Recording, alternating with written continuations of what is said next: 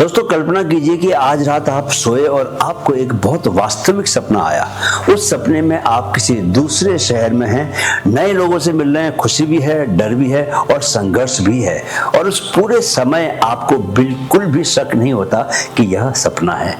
उस क्षण सब कुछ इतना वास्तविक लगता है कि आप पूरी तरह उसी दुनिया में जी रहे होते हैं। लेकिन जैसे ही सुबह आपकी आंख खुलती है, एक क्षण में सब कुछ बदल जाता है। वही दुनिया जो कुछ देर पहले पूरी तरह से वास्तविक लग रही थी, अचानक केवल एक सपना बनकर रह जाती है। अब जरा रुककर एक प्रश्न पूछिए, क्या यह संभव है कि जिस जागृत दुनिया को हम सभी सच्ची मान रहे हैं, रियल मान रहे हैं, उसके बारे में भी हमारी समझ अधूरी हो?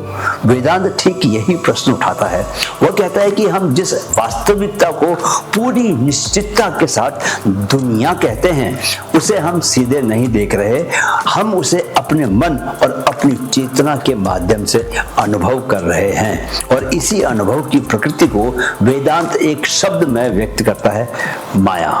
नमस्कार दोस्तों, स्वागत है आपका माइंड फिट स्पिरिचुअल चैनल में। यह सीरीज केवल आध्यात्मिक विचारों की चर्चा नहीं है, बल्कि उपनिषदों की उस प्रत्यक्ष यात्रा को समझने का प्रयास है जिसे ऋषियों ने अनुभव कहा था। क्योंकि वेदांत का उद्देश्य आपको कोई नया विश्वास देना नहीं है, बल्कि उस देखने वाले को पहचानने में सहायता करना है जो हर अनुभव के पीछे शांत बैठा हुआ है। और आज की कड़ी में दोस्तों हम उस गहरे रहस्य को समझने जा रहे हैं जिसे भारतीय दर्शन में माया कहा जाता है। वह शक्ति जिसके कारण वास्तविकता वैसी नहीं दिखाई देती जैसी कि वह वास्तव में होती है। सबसे पहले जानते हैं कि माया क्या है। माया भ्रम नहीं, गलत पहचान।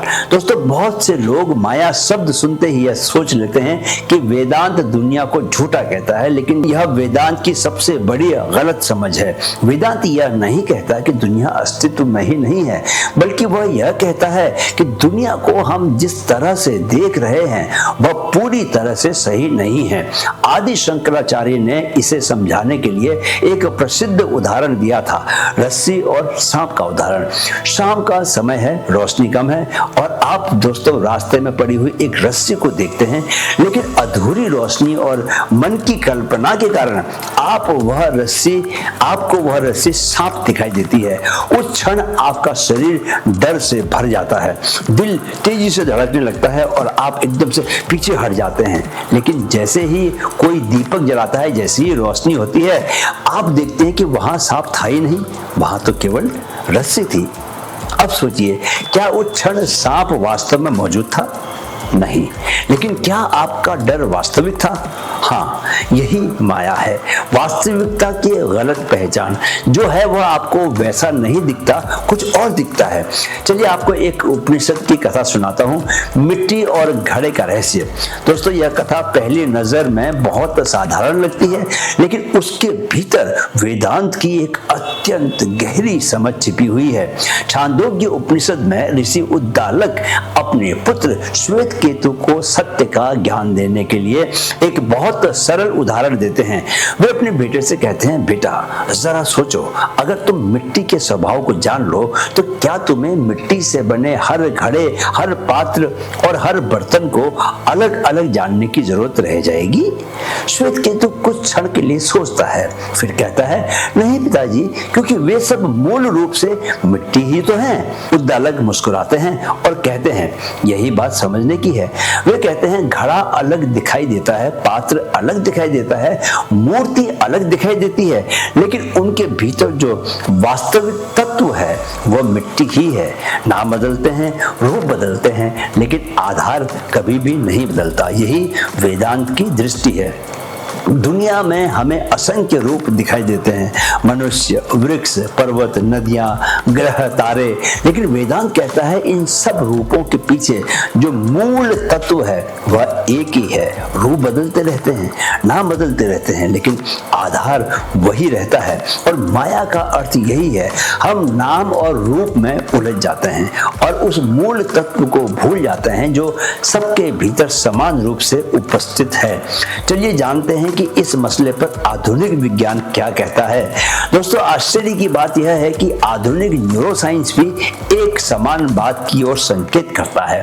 हम सोचते हैं कि हमारी आंखें दुनिया को देखती हैं, लेकिन वास्तव में आंखें केवल प्रकाश की तरंगें पकड़ती हैं। उसके बाद हमारा ब्रेन उन संकेतों को प्रोसेस करके एक चित्र बनाता है जिसे हम वास्तविकता समझ लेते हैं। उदाहरण के लिए रंग। बाहरी दुनिया में लाल या नीला रंग जैसा कोई रंग वास्तव में मौजूद नहीं है। वहां केवल अलग अलग वेवलेंथ की लाइट होती है और आपका ब्रेन उसे इंटरप्रेट करके रंगों का अनुभव बनाता है। मतलब जो दुनिया हम देखते हैं वो केवल बाहर की वस्तुओं का सीधा अनुभव नहीं है, वो हमारे ब्रेन और हमारी कॉन्शियसनेस द्वारा निर्मित एक अनुभव है। वेदांत हजारों वर्ष पहले इसी तथ्य को अपने तरीके से कह रहा था। दुनिया एक अनुभव है और अनुभव का आधार क्या है? चेतना है। अब जरा हम अद्वैत के आचार्यों की दृष्टि को भी जान लेते हैं। दोस्तों, आधुनिक अद्वैत शिक्षक रूपर्ट स्पाइरा कहते हैं कि हम सामान्यतः यह मान लेते हैं कि चेतना हमारे शरीर के भीतर है और दुनिया कहाँ है? बाहर है। लेकिन अगर ध्यान से देखा जाए तो वास्तव में हम दुनिया को चेतना के भीतर अनुभव कर रहे होते हैं। भारतीय संत रमन महर्षि ने इसी रहस्य को आत्मविचार के माध्यम से समझाया था। वे कहते थे, पहले यह पता लगाओ कि मैं आई कौन है। जैसे ही यह स्पष्ट हो जाएगा, दुनिया के बारे में अधिकांश भ्रम स्वयं ही समाप्त हो जाएंगे। और निसर्गदत्त महाराज का एक प्रसिद्ध वाक्य है दोस्तों, दुनिया तुम्हारे सामने प्रकट होती है क्योंकि तुम हो। अगर मैं हूं का अनुभव न हो तो दुनिया भी नहीं होगी। चलिए अब हम प्रैक्टिकल वेदांत के जरिए समझते हैं माया को। दोस्तों, माया को समझने का मतलब यह नहीं है कि आप दुनिया से भाग जाएं या जीवन से विरक्त हो जाएं। इसका अर्थ केवल इतना है कि आप धीरे धीरे यह पहचानने लगते हैं कि अनुभव बदलते रहते हैं, परिस्थितियां बदलती रहती हैं, लेकिन उनके पीछे जो साक्षी है वह हमेशा स्थिर रहता है। जब यह समझ गहरी होती है तब जीवन का बोझ हल्का होने लगता है, क्योंकि तब आप जानते हैं कि हर परिस्थिति स्थायी नहीं है। जैसे सपना बदल जाता है वैसे ही जीवन के दृश्य भी बदलते रहते हैं और जो उन्हें देख रहा है वह शांत, स्थिर और मुक्त है। आदि शंकराचार्य ने एक प्रसिद्ध वाक्य कहा था, ब्रह्म सत्यम जगत मिथ्या। लेकिन इसका अर्थ यह नहीं कि दुनिया झूठी है। इसका अर्थ केवल इतना है कि दुनिया अपने आप में अंतिम सत्य नहीं है, वह चेतना के भीतर प्रकट होने वाला अनुभव है और वही चेतना आप हैं। अगले एपिसोड में हम समझेंगे साक्षी चेतना, वह देखने वाला जो कभी नहीं बदलता। नमस्कार, जय श्री कृष्ण।